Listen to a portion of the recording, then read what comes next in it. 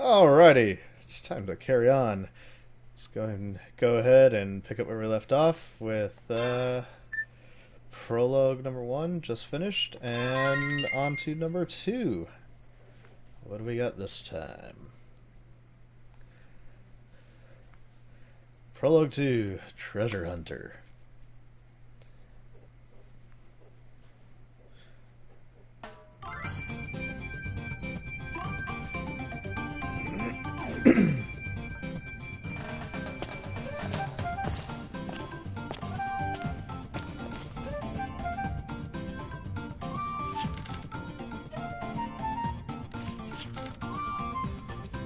Of course, I'm all set and ready to go. I've got batteries charged, everything done, ready to go. Coffee next to me. Oh, love you, coffee.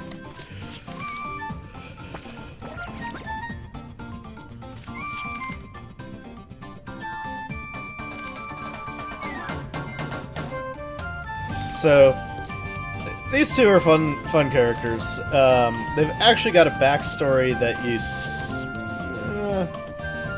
they've got a bit of a backstory in the game overall.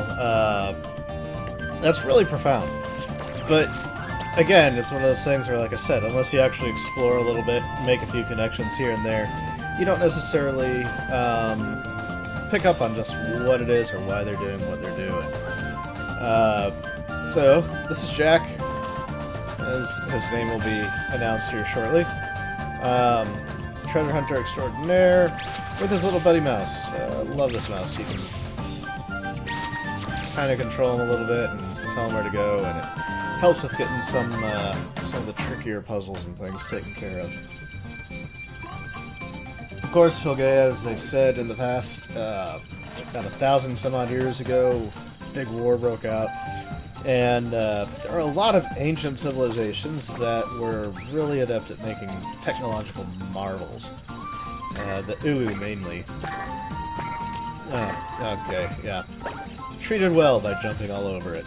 That's, if you are the successor of a marine... Okay. So, I could be silly and actually put the code to unlock everything as the guy's name. But, like I said, I want to kind of hold true to canon here. I want to keep proper names going. And, yeah, not surprisingly, my name doesn't match. Oh, well. Yeah, we didn't expect it to work either. Oh, liar, liar, liar. Nope, no chance at all. And earthquake! Yeah, well. Time to carry on. Let's explore. Oh, another earthquake. And doors. Trapdoors are a bit of a fun thing. Alright, so, this is Jack. As for the sword and a tireless treasure hunter. So, something they did in the remaster, and I don't know if it's because of just the image quality from running a PS3 through the AV components. Although I will say, even when I ran it through HDMI, it has this odd blur to it. The cutscenes that are similar to this one, where they actually took time to animate something proper, just isn't as clear as I would have expected it to be. Especially since they've done some really, really good ones towards the end of the prologue and throughout the game as well. So, I don't know if it was just an artistic decision, or if maybe there's some other limitation that was keeping them from having something that was really properly clear and not as blurred as this seems to be. So no adjusting things on your end. It's fuzzy.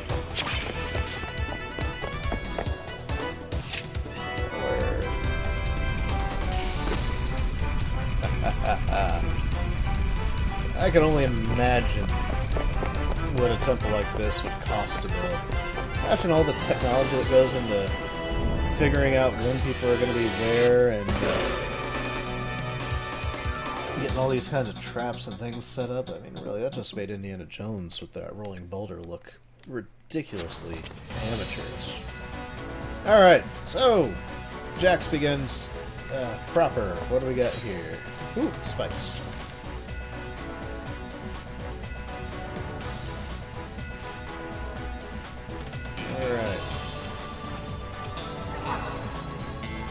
Alright, so let's take a look at what Jack's at. So Jack is our fast draw expert. He's our little swordsman. You can see he uses MP, he uses HP. He's got some special attacks here. Focus attack, more power when combined with an accelerator. Accelerator, of course, being his force power move, which we'll get to when it's actually available. Bam! Pop balloons.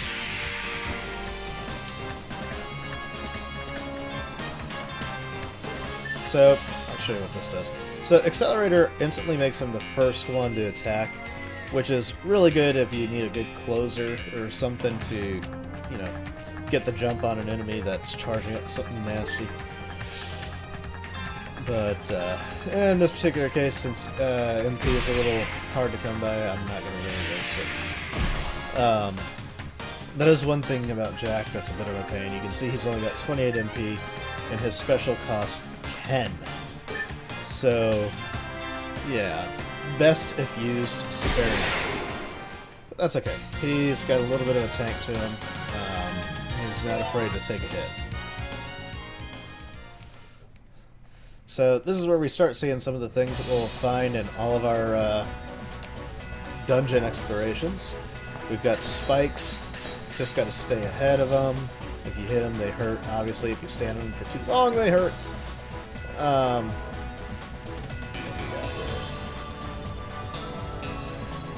notes, chests. Yep. So if I hold R2 and press X, they look for things. If I'm stuck, it's a good way to find them. Okay, so let's try that. R2. Oh, and his head even moves. Nice. Okay. I'll tell you what, I'll show you what handpan can do. So I could just run across there, but I'm going to send him instead. He goes across chests, or goes across traps with relative ease and can open things. And then you can control him a bit. It's fun. I gotta wait for all those to go down. Woo. Hit her. Switch. Open door.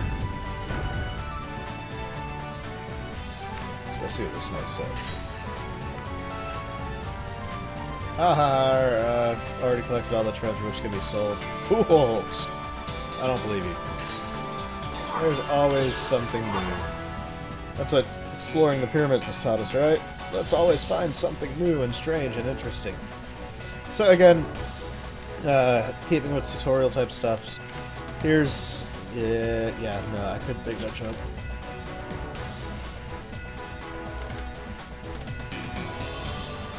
Okay. Thank you. So, really a lot of this is just teaching you how to identify the different puzzles that you're going to be coming across. Because you will run into several things, and you don't necessarily have the nice, healthy prompt to tell you what to do, and you got to figure out things that you go. Okay. Those traps, those chests are trapped. Ooh, ow. Forgot about that. Sit here talking about one trap and run into another. There you go. Massive guillotine. Hurt. The chests that are odd color like that, we'll see here in a bit. They explode when opened, so again, I'm just going to send the rat in to take care of it, because he's fast enough to not get himself hurt. Thank you, Mr. Mouse.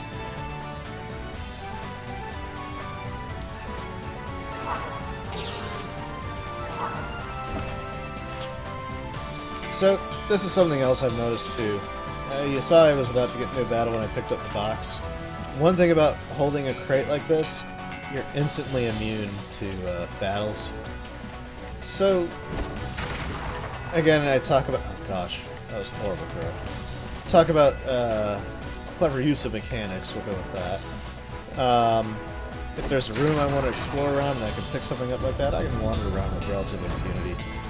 Again, I don't know if it's something that was intended or something that was simply the result of system limitations, coding limitations, or whatever.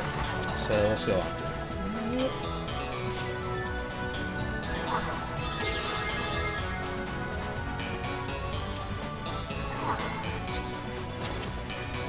because you'll notice there too, anytime I do anything that is different than a different mechanic or something like that, I know in the original it didn't care. But then I didn't have the encounter gauge to dodge things. So, again, I don't know. This is PlayStation 2. It's possible that it just couldn't handle multiple things happening at once because of how they coded it. I know I've run into certain things code-wise where it's just like you have to sacrifice one thing for another for the sake of stability, and yeah. So this guy really didn't take everything that could be sold, because I can sell some things here. Not that I will anytime soon. Let's... Whoop! Guillotine. Aha, I didn't run into it that time. And I'm picking those up even though I haven't really gotten into battle.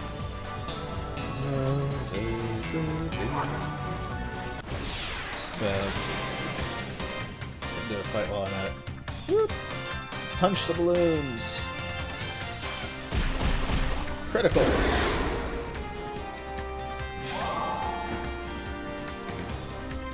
Missed me!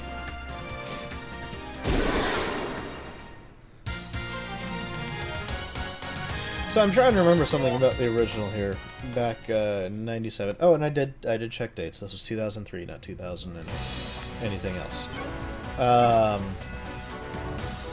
Let's see. Something else. One of the things about the originals is, if I remember correctly, you could dodge and counter with a carefully timed press of the button. Spikes, pressing switches. Okay. Well, we took care of that puzzle for you, dude. No worries. I should probably not be dodging all these spikes. Open door.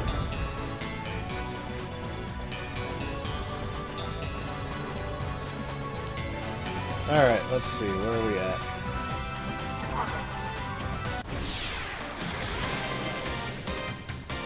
If I know my RPG stuff correctly, I need levels to punch things and not die. Ow. Yeah. So, what they've got instead is, like you saw, that little momentum thing. And that lets you just sort of counterattack.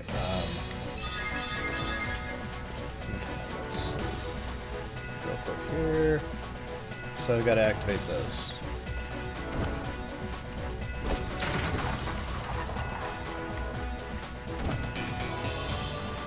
Okay. So I'm going to abuse the crate system here, and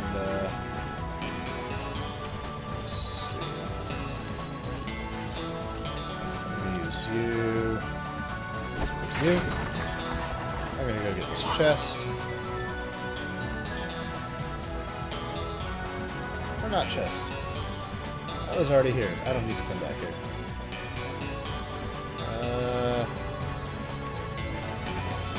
We'll go here. Yes. Another explodey chest. Go get it, bud.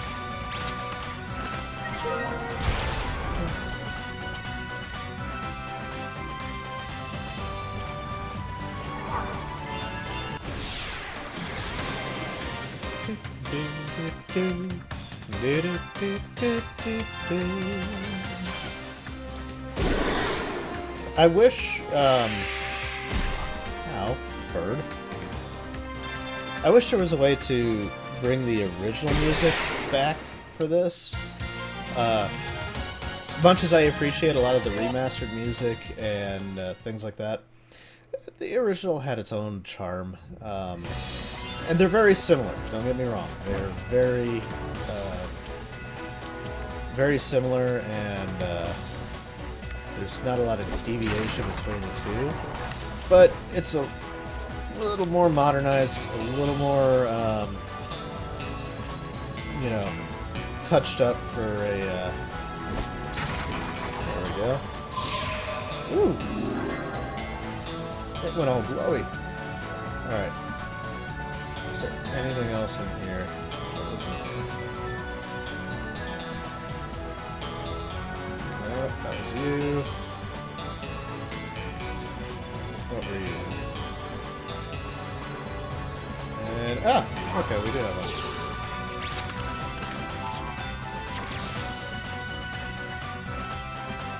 So, you know, it's a little more modernized as far as music is concerned, which isn't necessarily bad. Oh gosh, this is gonna hurt. But at the same time, it's just not. It's not what I remember. And from a nostalgic standpoint, there's certainly some some disappointment in that. But at the end of the day, it is what it is. Punch balloons in the face. Now I get it. Bird. Miss me. So, but you know, like I said, it is similar enough. It is the same enough that I can't complain. There's a lot of the... Oh gosh, can I keep running? Oh, thank you. Oof.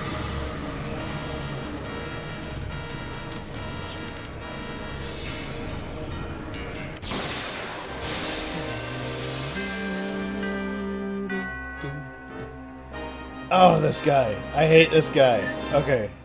He hits like a frickin' truck. And I said I should have leveled up a little bit more. We'll see what happens. Oh, I hate spiders when they're... there are certain ways to draw up spiders that just look unsettling, and this is one of them. Thank you. Fast draw. Everything I've already told you, so... And he's got a wicked counter attack. Oh, my evade. It's gonna hurt now. Alright, so let's see. Let's heal up.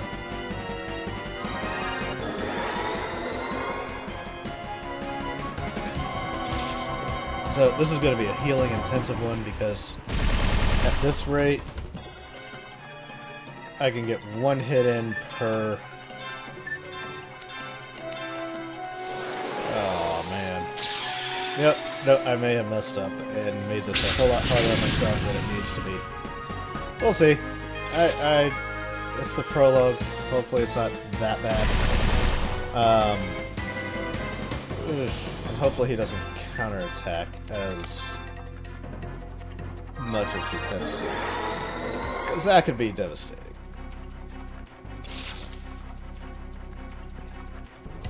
In this case, I'll just come back and run around a bit, get things taken care of that way. Alright. Oh.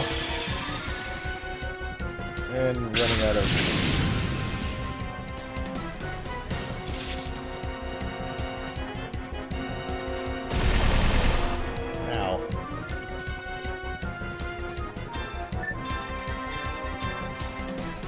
And you'll notice now I don't have the MP to do it a third time.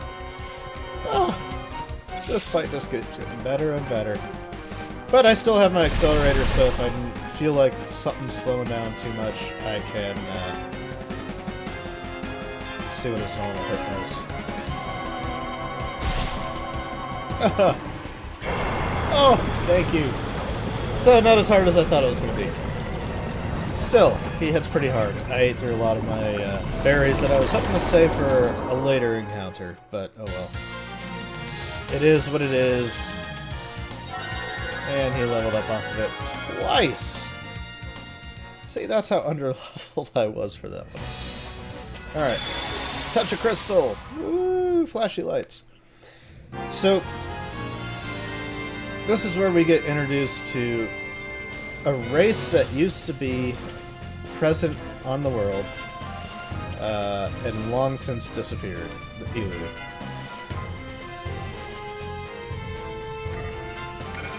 And of course, we're just going to push buttons, because that worked out so well for us when we were up top. Why not try it again? I think my bud here is going to point that out too. Act like an adult instead of a child? No! So, there we go, kicking it. That's a scientific method of making machines work. As far as acting like an adult versus acting like a kid, I've got to go by what a couple of wise people have said before. I've run across these quotes when growing up. A gentleman by the name of Crankshaft, if anyone remembers Crankshaft comics, said, "Growing old is mandatory, but growing up is optional." And then author James Gurney, the gentleman who wrote all the Dinotopia stuff, one of his little quotes, if you don't grow up by 34, you don't have to. So, my target's 34. I don't have too much more to go, but it's a good target to have. So these are the Elu.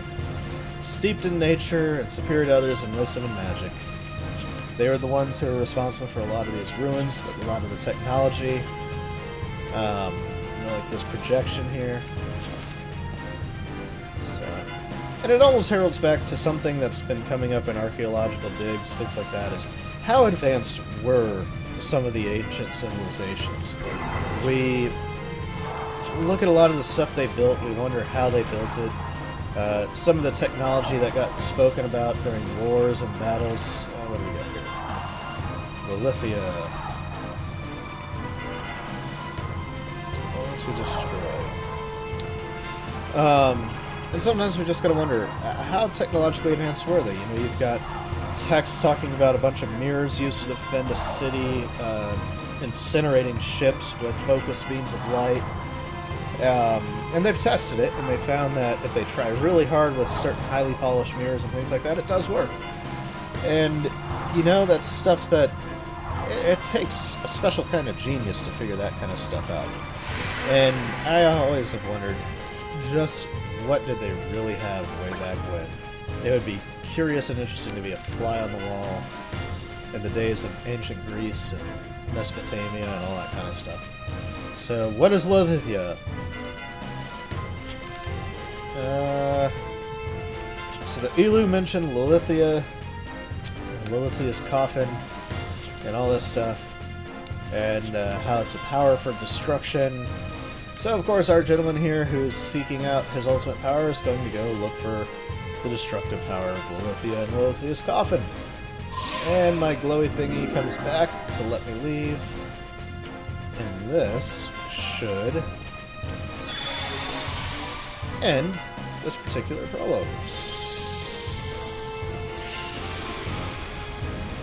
And we're back here at the beginning. Yeah, I agree. I have no idea how it worked, but it worked. Good job, Jack. You're out.